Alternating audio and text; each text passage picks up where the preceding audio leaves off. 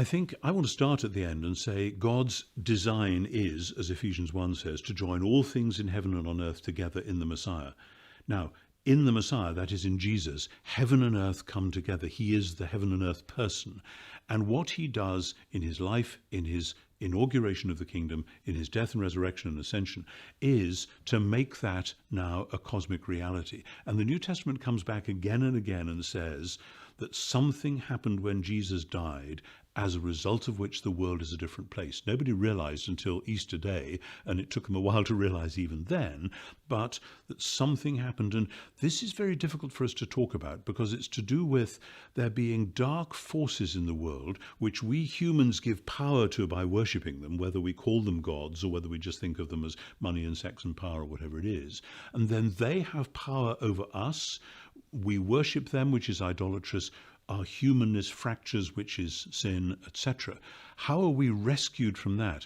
And here's the problem, that we in the West have tended to see the whole thing in terms of, have I behaved myself sufficiently or not? Right. Here is a moral standard. God wants me to obey it. Oh dear, I haven't.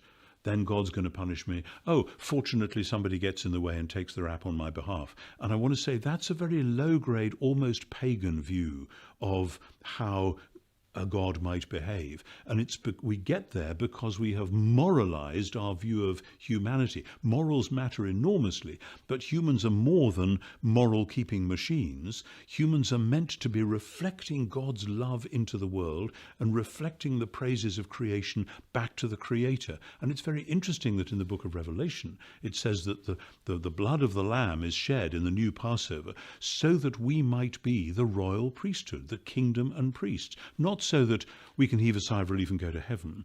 In other words, it isn't about moralizing our vision of humans, it's about a vocation. And Jesus rescues us from all the things that get in the way of our being the genuine human beings we are supposed to be and can start to be now to practice ahead of the final new creation. So it's a little more complicated than we normally think.